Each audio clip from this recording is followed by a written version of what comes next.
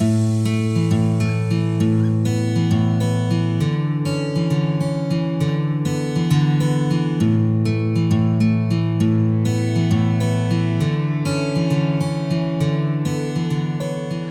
to Vietnam Insights. I'm Adam Correll. I'm Matthew Lowry. Today we're going to look at the Vietnam taxation system. So Matt, in our 20 years, we've both been involved in very different parts of the taxation system with our companies and clients. Where would you start? Very good question, because taxation in Vietnam, in theory, is actually not that complicated. You don't have volumes and volumes as you might have other countries, but at the same time, it is opaque. And it's linked to accounting in many ways and very document heavy, very procedural heavy. Extremely. It's not the most friendly tax system, and also causes probably more trouble than most other jurisdictions as far as unexpected surprises. Yes. Well, why don't we get started with the corporate income tax? So corporate income tax by default in Vietnam, 20% is the default rate. There can be variations of various things, but by and large, 20% is the corporate income tax rate, which is relatively competitive, on a regional or global basis, and it is a profits-based tax. So revenue less expenses equals profits, and your tax adjustments, but that's your taxable income. So that, and it's paid each year, paid quarterly, and quite similar to a lot of countries in that broad sense. Might be a good time to also talk about how capital gains fits with this, because it is a bit different. Well, capital gains tax for a company is just a profits tax. Capital gains tax individual may be based on profits or based on disposal. It changes, but capital gains tax for a company is just simply a profits tax as well. There's no specific capital gains tax legislation. There are disposable of assets, but there's not technically a capital gains tax. So that's why it's a little bit different to other places. I think another one to talk about there is also just the exemptions and what there, because there are some exemptions there. So you've got tax holidays, you've got reduced tax rates, but they depend on a range of things. So with incentives and exemptions, so we need to look at locations, sectors, and other. Yeah. So you're right. There's three different ways to look at that. There's different ways to describe, but they're the three main areas. First of all, sectors. So certain sectors may have exemptions. So for example, education, software development, by definition, if you meet the requirements of that sector and the requirements, you may get a initial 2 to 4 year tax holiday. You may get then a 15-year, 50% tax rate for the next 15 years. It's quite aggressive. So that depends on the sector. So the certain sectors have them built in. You've got to meet the requirements. Then you've got locations. So it could be in certain industrial zones to encourage investment in certain provinces. Generally, the further you go out, the more of these that you see, by the way, from the large cities, to encourage investment. And so sectors, not every industrial park in certain have it. So it is dependent, and it may be subject to certain specifics in that industrial park as well. And the last one is those which are driven by sort of policy. So those employing disadvantaged people, those in mountainous areas, etc. Those investments by default can also receive tax incentives to encourage support and assistance. And you can't really double up. You get an exemption for one, you can't get double exemptions. It's a set of exemptions, and it's built into your investment license. For me, I tend to work with companies that are focused on export sectors with regards to incentives. Are there any other areas that other type of companies can look at? You generally, if you're looking at export, you're looking at industrial zones or export zones. So industrial parks generally, they're designed to give simpler entry, simpler structures, and much more recommended generally for those. And so they often have built into the tax incentives. So that's where you're those zones for export companies. Also on customs duties and import duties, you can actually have a deferral basis. So if you're importing for reprocessing and exporting, you can have deferral from other taxes as well as part of that process for exporting. So you build that into your whole model and build it in to make sure that you understand all the options available. Let's look at the other areas. VAT? Yeah, value-added tax is, again, built on a system, it's pretty common international tax system. So that you get your import credits, You pay it on any supplies that you make. You have to collect VAT on that, and you remit the balance to the authorities, generally quarterly or monthly, depending if you're large or small. Current rate on most things is 10%. We've actually got a discount to 8%, which at the end of 2024 should go back to the standard 10%. A few services are 5%, and a few 0 or exempt services. Exported services, exported products are not subject to VAT, but imported products on arrival are subject to the 10% or whichever the rate is at the time on the way in. So that has a cash flow impact, and that is something to deal with, because even though refunds for overpayment exist, they're very time consuming and take a while. So the cash impact, so if I'm doing planning for market entry, understanding the VAT cash impact of my cash flow is going to be significant and important. Yep, and with regards to budgeting, it might be a good time to look at foreign contractor tax. It tends to catch a lot of people out, withholding.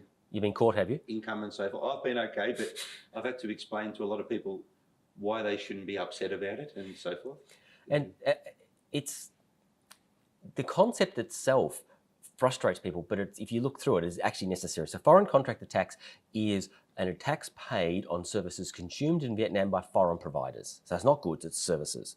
So if you're paying a foreign provider for activities that you've engaged them and consumed in Vietnam, as you remit the money to their foreign bank account, you also have to pay a foreign contractor tax. Now, the rates can change, but let's look at the standard rate, which is 10%. 5% is corporate income tax, 5% is VAT, and that's a 10% withholding. There's two ways to do it. You can withhold from the contract, so withhold 10% and remit the balance, or you can pay it on top of the contract. So it's a net or gross depending upon how the contract terms are negotiated. You've got 10 days to make the payment to the tax authority, otherwise you're in breach. Now, if you've made a payment and the bank has let it through, the obligation is on you to make that. Two things happen. If you don't provide evidence to the banks can actually close the ability to make foreign payments and make you pay tax before you make the foreign payments. Or on tax inspection, you actually get caught out. They love looking for that on tax inspection because it's really easy to just look through and say, you've made all these foreign payments to your bank account.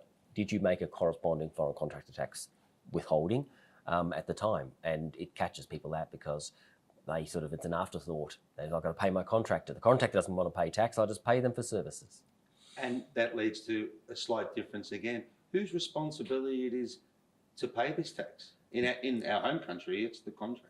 It's the remitting party is responsible to withhold, either gross or net, but they have the responsibility because they are doing it on behalf of the Vietnamese authorities. And you'll find in Vietnam tax system, if there is any doubt, the problem always exists on the resident party, not the non-resident. Capital gains tax, etc. If there's offshore parties, they're always attached to an onshore entity that's responsible.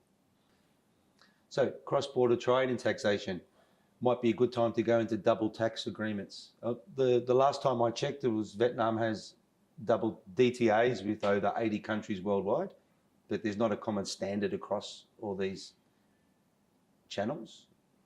Yeah, so the tax agreements have been negotiated for many years. They generally follow the OECD standards, but with all countries, they're individually negotiated. Many have been refreshed, so they've got commonality, but there's subtle differences. The first thing with DTAs is there's a number of DTAs that have been agreed but not implemented. The USA is one of the main ones. It's agreed but is not in force. So that causes some issues given the trading situation that you don't have that DTA. Notwithstanding, so the double tax agreements are good and they give clarity and give taxing powers, and they override, in theory, domestic laws. They do exist. So, in many ways in Vietnam, they're not as useful as they might be because Vietnam is a good thing, and the tax rates and withholdings are lower than the DTA rates. So the basis of the DTA have party that agree that the taxation between countries. Vietnam is generally on withholding taxes lower than the DTA rates in most cases. But it does give certainty with regard to certain gains. It gives certainty regarding residency and source of taxation. So that does exist. If someone is on the withholdings is in a situation where they can show compliance on the country, they can actually apply under the DTA for avoidance of with some of those withholdings. So the foreign contractor tax, it is potential that you can actually reduce that by making a DTA application to lower that rate if they meet the requirements on both sides. So understanding what you can use and how to avoid, and that has a huge cash flow implication. And Any tips for how countries can prepare for this? Well, this is partly, and we've talked about it before in previous episodes, getting the structure right. And part of the entry to exit structuring is understanding the tax implications and tax structuring and the double tax agreements that you can use to avoid that, particularly on capital gains, how you structure offshore capital gains so that this doesn't apply to Vietnam, but also accessing double tax agreements, minimising cash flows on dividends and all of those sort of things. Yep. Well, why don't we just quickly look at some of the common mistakes with everything we've talked about and the implications that can have? Common mistakes, my first one, and you probably have seen this too, Adam, is that not understanding the tax fundamentals of documentation. Vietnam is a pure document driven. Your tax and accounting systems are one and the same. At the moment, it may change in the future, but at the moment it's one and the same. So you must have good accounting records because your tax compliance depends on the accounting documentation. Vouchers and documents and contracts, they must all work. So not understanding that and not having the documentation. It's not just do your accounting and then do your tax adjustments and we're clear.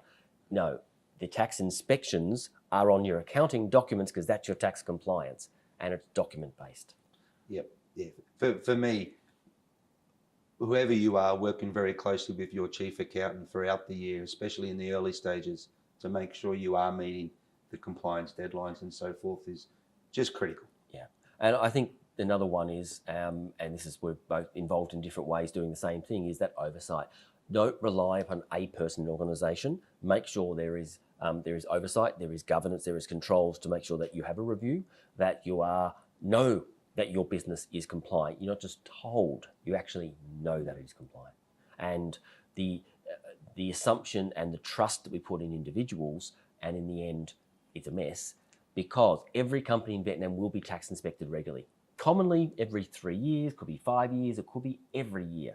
You need to be prepared and you need to understand that the company's going to have to pay if it's not prepared and hasn't gone through properly, and that could be costly. Yep, and if you're in your first year and your review is at the end of the first quarter, that's probably too long. To be doing internal, you need to have it beforehand, definitely. On that note, we'll probably just wrap it up there. Our next episode will be talking about human resources and employment and employees. That'll be interesting. So thank you very much. I'm Matthew Lowry. And I'm Adam Correll.